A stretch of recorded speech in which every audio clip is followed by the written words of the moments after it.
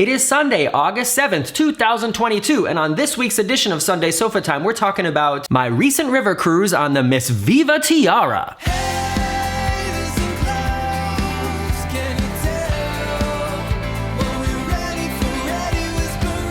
Yes, I'm back here in Hamburg. It hasn't been that long since I was cruising down the Rhine River. If you haven't seen the most recent video where I realized I wasn't on the cruise that I thought I was gonna be on, that went online in the middle of the week, so make sure you check my library for that. And you may have noticed that I've got the camera and the couch and everything, the sofa set up a little bit differently here.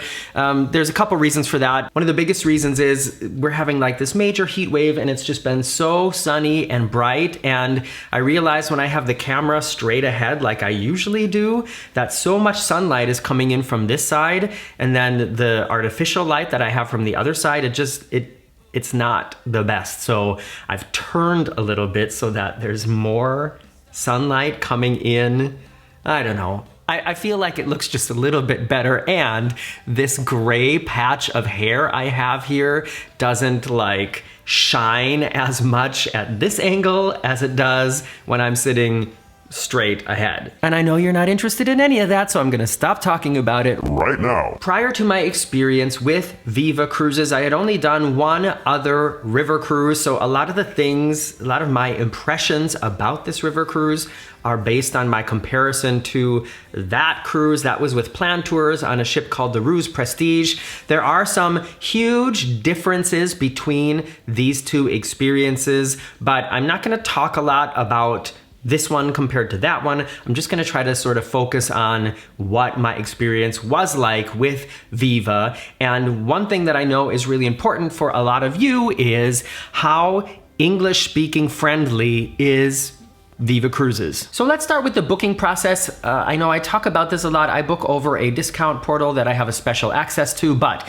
the Viva Cruises website is available in German and English. What happened to me was I booked through this discount website, which is in German, and the original confirmation that they sent to me was also in German, and I wrote to the same email that sent me the confirmation, and I asked if it would be possible to get all further correspondences in English, and they responded right away saying, oh, of course that's possible. We're looking forward to having you on board. So the people working in the office running the email and the website correspondences, they are used to responding in German and English, and I think that's the best sign of any that you know that they are willing to accommodate English speakers on board. By the way, just to clear this up, I am not being paid by Viva Cruises. I was not invited to go on this cruise by Viva Cruises. I booked like a normal person over the discount website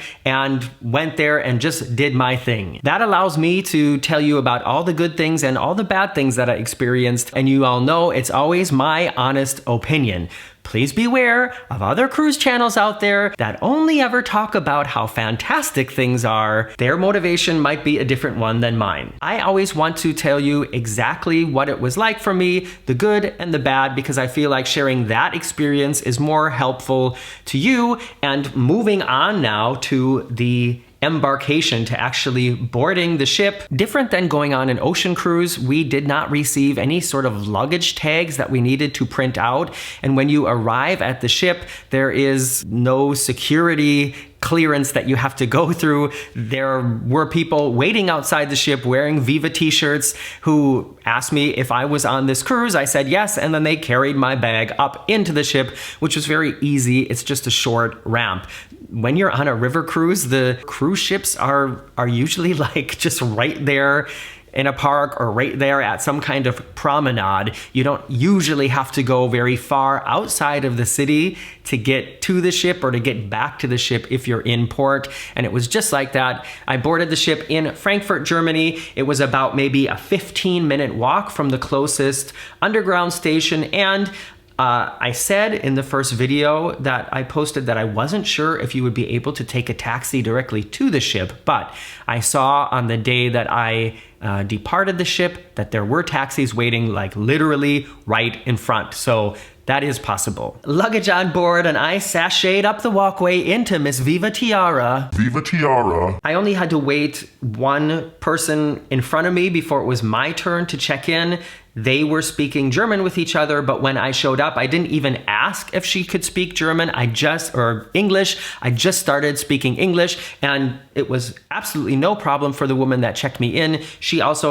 We did the whole thing in English. She pointed out where the menu was listed and where the daily plan was listed in English. So all the information that is printed on board, at least, of course, this is all my experience on this cruise, but all the information that was printed from menus to daily plans and things like that was all done in both languages, German and English. So that's another great sign for English-speaking people or people who don't speak German but maybe speak English if you want to cruise with Viva Cruises. After I checked in, got my picture taken, got my key card, then another crew member asked me which bag was mine in the lineup, and she took me all the way to my cabin. She gave me a quick tour inside to show me where things were, and I think, the only other time that I've had somebody like accompany me from check-in to my cabin and show me just, like a mini tour of the cabin and ask if I had any questions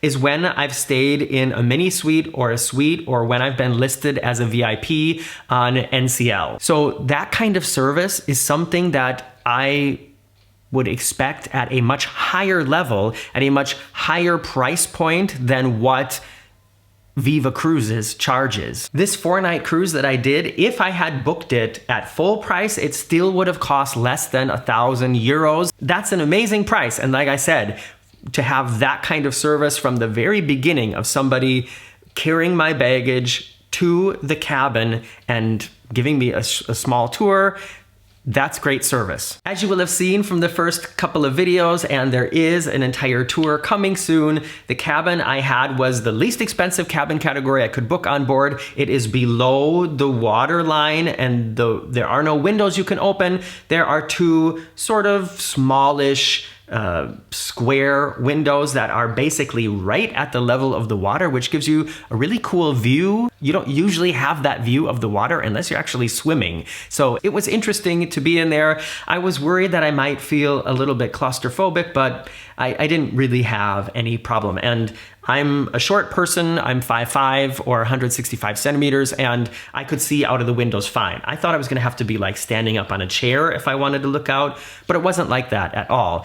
The air conditioning in the cabin worked good as well, but you know what, let's just talk about the cabin altogether. The cabin, like I said, for what I paid it was like it was brand new. I felt like I was maybe the first person who had stayed in this cabin.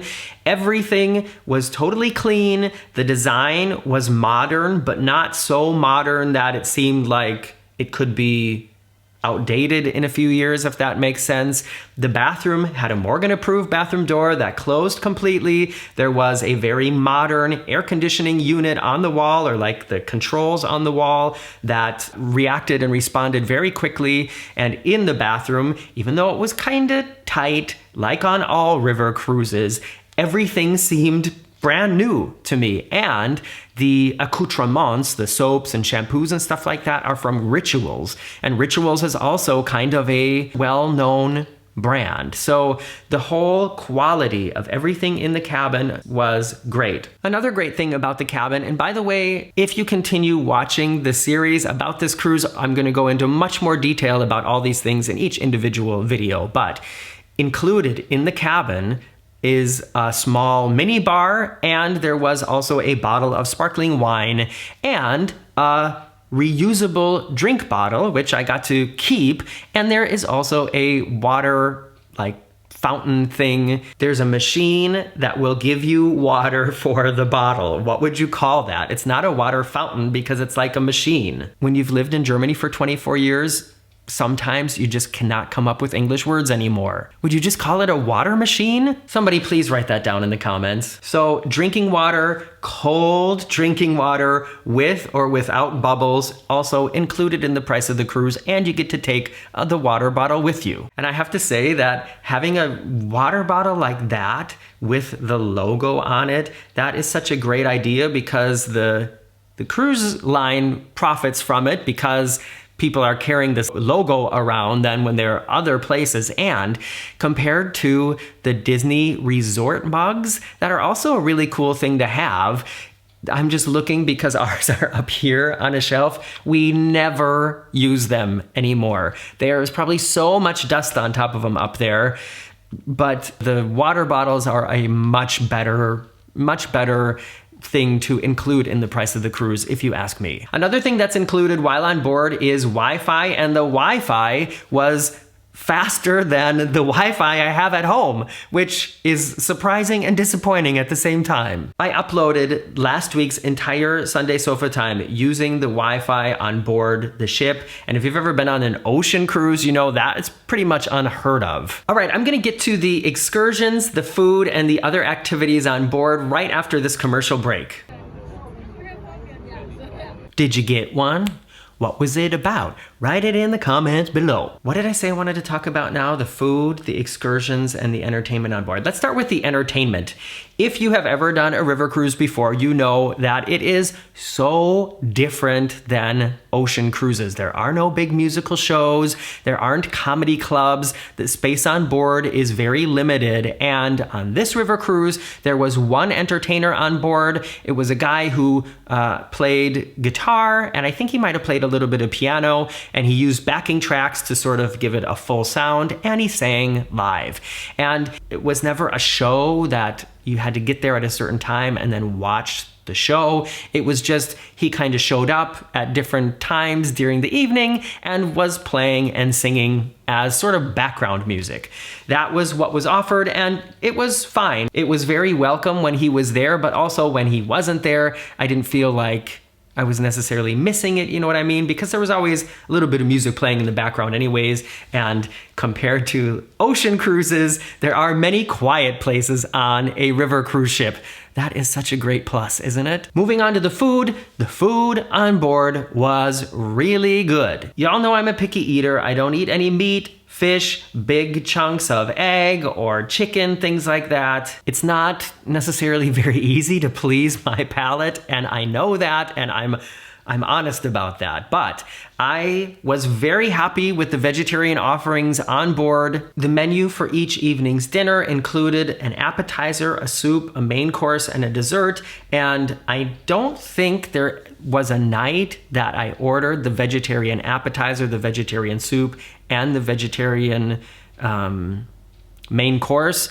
Sometimes I just got the appetizer and the main course. Sometimes I used the cheese plate from the dessert menu as my appetizer. So I did have to pimp it a little bit, to hack it a little bit, but there was never a night that I went hungry and the food was excellent. And I looked at what the other people were getting as well, and they were getting things like beef fillet and scallops and shrimp and things like that. And the presentation was also really, really great. Another thing that I mentioned in one of the videos, or you'll see in one of the upcoming videos, is that the portions were, I think, smaller than you would expect if you're used to cruising on the ocean cruises like Royal Caribbean or NCL or whatever.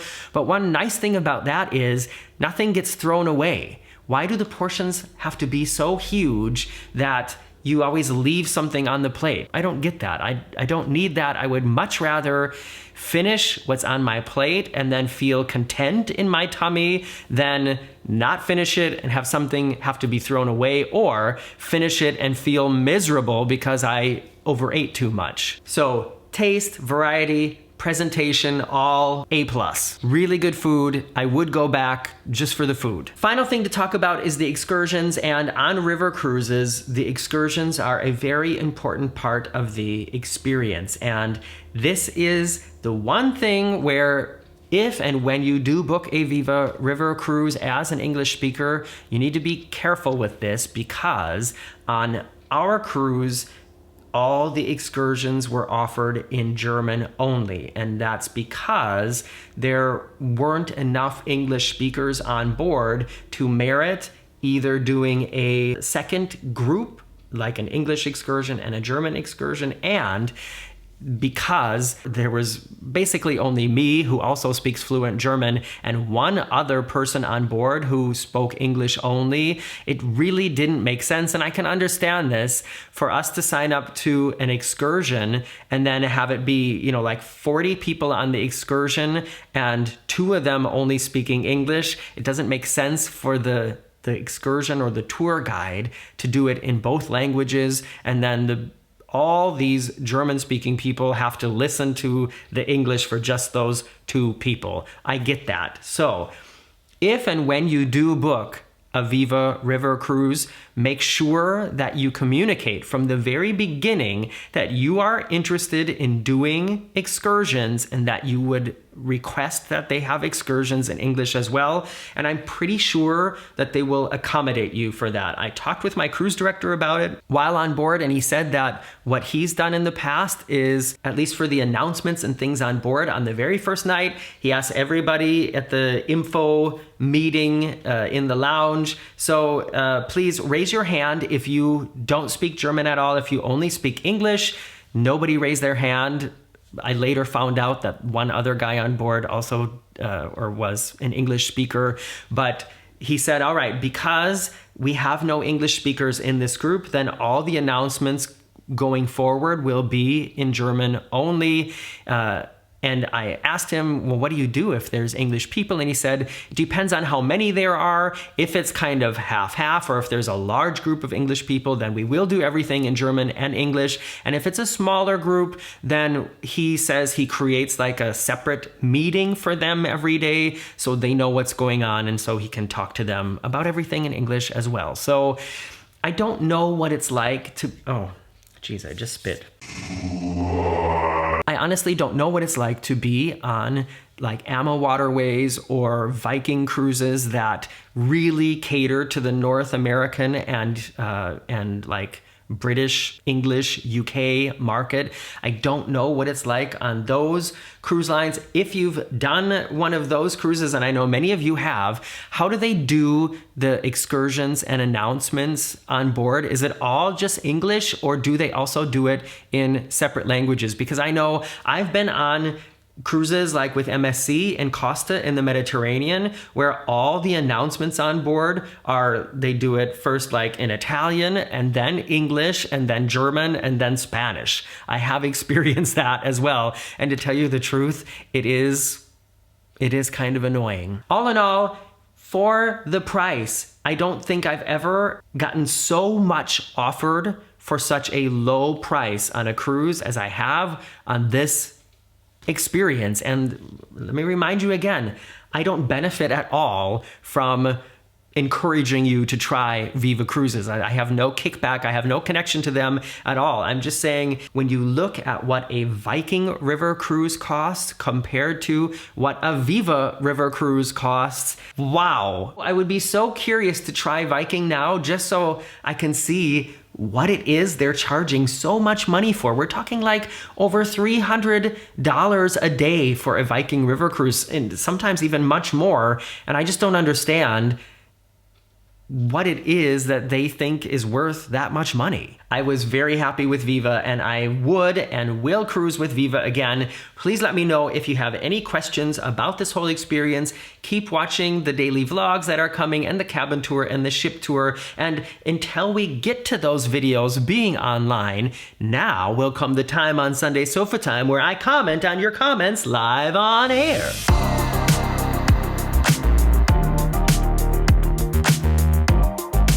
In last week's Sunday Sofatime, which was recorded in my cabin on the MS Viva Tiara, not in front of the red sofa in any direction, I told you a little bit about the ship experience so far at that moment, and I also told you a story that I hadn't told before on the channel about when my brother and I were in Strasbourg, France, which I also visited with MS Viva Tiara, and these comments are about that video. And it's interesting that very, very many people have sort of the same impression, have had the same experience visiting France as a tourist. The first comment is from Journey with Josh. Josh writes, my first time in Paris, we mistakenly got included breakfast for 12 euros in 2005. It turned out to be a coffee and croissant. I politely, in my broken French, asked for another croissant and was sternly, in French, told I could get another at the boulangerie, and she walked off. That's a bakery. Paris is still my favorite city in the world, LOL. Going back for Christmas and can't wait. Yeah. If you go back and watch the story, you'll see I had a problem also trying to speak broken French and get a question answered about a meal and a restaurant. And this woman she was just not in a good mood and not being friendly or polite or helpful in any way possible. And the next comment is also about that. It's from Hooked on Cruising. They write, I try very hard to speak some of the languages when I go to different countries, but in France, they are so rude. Even if they speak English, they would tell me they didn't. Not my favorite country to visit, Paris especially. And you know, if you go through these comments, so many people have had similar experiences of just people being rude to you in France because you are not able to speak perfect French or any kind of French. It's really too bad. Final comment is a little bit different, and this is such a great story. I'm gonna read the whole thing, Judy. It's from Judy Sheldon. She writes, we were touring Germany, Garmisch, which is where I went skiing just recently, Frankfurt, the World War II camps, and Berlin with a VW camper van. We spoke absolutely no German, and I knew only a little street Sicilian. We made our way to the Autostrade, that I think you mean Autobahn, once leaving Switzerland, and I kept seeing signs reading Ausgang. Wait for it. I was 23 at the time and I had never traveled except to move to Sicily. I looked and looked at the map and could not find the city called Ausgang for miles and miles and miles. I commented to my husband, but it must be a huge city. We've seen at least 10 signs for it since crossing the border. So we decided to go find out for ourselves what this city was all about. We stopped in a small village for lunch and asked the waitress, where is Ausgang? How far away is that? Need I say more? Ausgang is the German word for exit. So they were looking at the signs on the highway that said, you know, like exit here for this, exit here for that.